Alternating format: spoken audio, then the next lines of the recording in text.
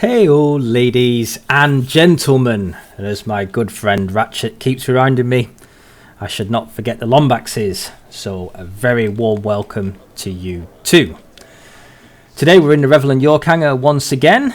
Sorry for a bit of a delay on the video on this one. I did record a couple of videos at the weekend, and the actual, well, during playback the video was very choppy. I'm not quite sure. It seemed to be a CPU issue when I was running it. It seemed to be running at max all the time, which certainly made the videos look an awful lot worse. So we're here recording them again because we don't want to put any substandard content out. It's already got the amazing drag factor of my inexperience, so we don't want a choppy video to watch as well. So we are here in the Revel & York hangar to have a look at another ship today, as we normally are. I did say that I was going to have a look at some of the different hangars. Decided not to, purely because I did have a play around with a few different ships, and it was just a case that you can't get as good a look at all the ships as you can in this hangar. Now, when we start revisiting some of maybe like the Aurora and Mustang variants and stuff like that might be a fairly decent opportunity to have a look around some of the other hangars. But at this moment in time, when we're looking at something new and fresh that people want to get a good look at the detail of, you know, I honestly don't think there is a better hangar than the Revel & York. So we're going to stay here for a bit as it is anyway. Now, moving on to the ship that we're looking at. We're looking at one of the starter ships today. This is the RSI Aurora.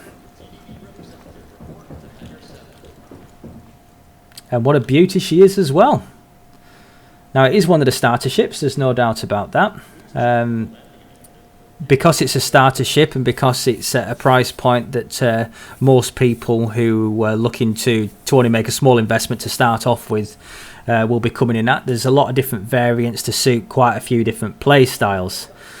Now, this one is the Aurora LX. Now, the Aurora LX is one of the limited editions. It stands for the deluxe model, so it comes with a few extras over the standard one. Some of the other different variants have different kit for different, as I said, for different play styles. So we're looking at exploration, transport, combat, that sort of thing.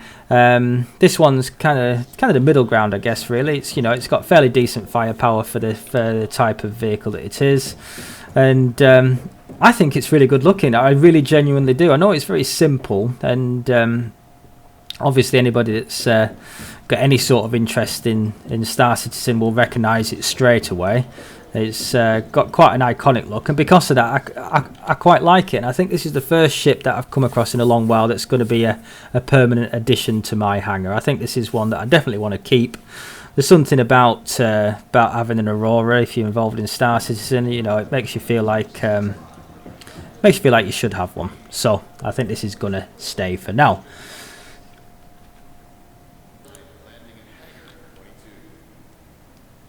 Being the deluxe model, it does come with a rather swish patent leather interior, which we'll have a good gander at it in a minute. Measurements of the ship, as I say, it is quite a small ship, not the smallest we've had so far, but it's 18.5 metres in length. The beam across is 8.25 metres, and it's a fairly shallow 4.1 metres in height. Fairly light as well, as it stands unladen. The mass is just a shade over 7,500 kilos. It's a one-person ship, so it's great for that starter type of ship to be able to get you out into the space to have a look what's around, and then maybe give you an idea of what you're actually going to want to do and what kind of career you want to pursue. And because of that, it is adaptable as well. So there's going to be many things that you can add and take off to suit your play style if you end up choosing one that you're not particularly happy with to start off with. So as we, it is one of the starter ships. We've already said that, but there's certainly no scrimping and scraping on the level of detail that's available here. It's really very good looking. I like the color style. It's kind of a silver grey, and we've got like this reddy brown color just on these wingtips here. I think it looks very nice indeed. As far as the firepower is concerned, it's certainly, you know, capable of defending itself. Down here we've got these bearing fixed lasers. These are the M3As, so you can have a good look at those there. And if we look just on the top there, we are kitted out with some missiles as well. So if you're ever wanting to, if you're ever in a spot where you want to deal out some serious quick damage, we have 4 marksman missiles over there, and they're the marksman HSs. Very nice indeed. Now, one thing you do get on this deluxe model that you don't get on the standard model is a jump engine. So you're ready, raring to go, and you'll be able to make those smaller jumps straight away. So that's definitely an advantage with this one. That's not to say that the jump drive can't be fitted to the other models, which obviously we know we will be able to do. We'll be able to kit these ships out in exactly the way that we want to. So if we have a look under here, we can see we've got this big open area. Now the LX model does come with a small cargo pod. It's the store all mini cargo pod.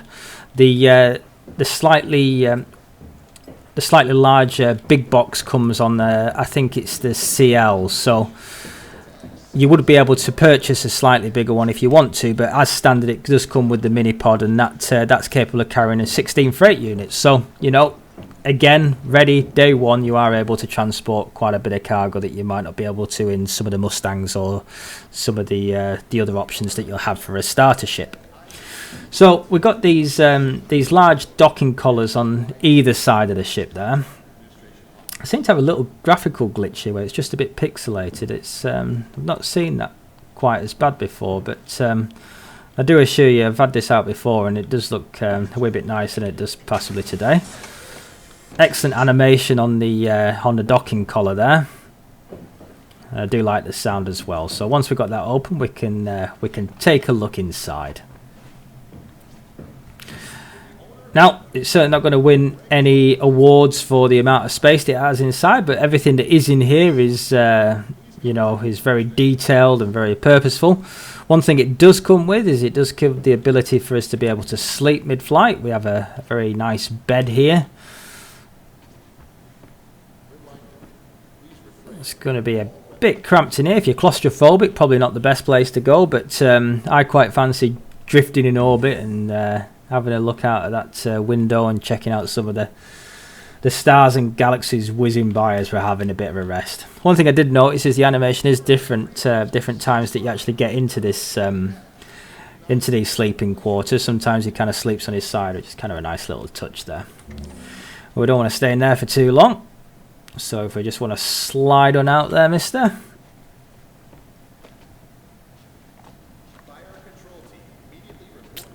In your own time, son.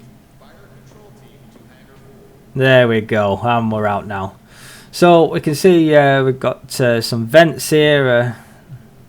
Probably a warning not to bang your head in case you're a fairly tall gentleman or lady. We can see the inside of the docking collar there. As I say, we've got one on each side. They're both functional. And then we've got the cockpit up front and the pilot's seat. Now, this looks like it's probably something to aid ejection, just in case you get into a bit of a fix and you're deciding to it's time to leave the ship behind. So we can sit in the seat. If we just press the action button there, we can squeeze past. There's no fancy rotating chairs in this ship. Nice animation there as we sit down. Obviously these displays will feed back all sorts of information mid-flight.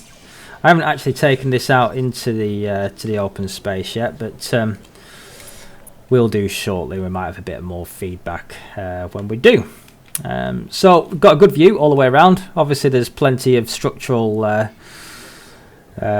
bars and struts there, so you know it's not exactly an uninterrupted view, but you know there is glass pretty much anywhere that you look. So if you wanted to keep your eye on any adversaries or perhaps if you're part of a convoy fleet, then you'll be able to keep a good view on what's going on and be able to keep your spot there. I wouldn't have thought that you're going to buy this ship to go looking for any sort of combat, but if you are looking to defend yourself, then you should be able to do that fairly well. One interesting thing here is we don't have a throttle. We have 2 flight sticks, which I suppose those of us that are looking to get even more immersed into the way these ships fly, then it does give the opportunity to be able to use 2 flight sticks, and should be able to mirror your movements fairly well. We've got a control panel over there, and excellent detail on the wiring and everything we got there. Very nice indeed. Wonderful. So if we just step out of here now.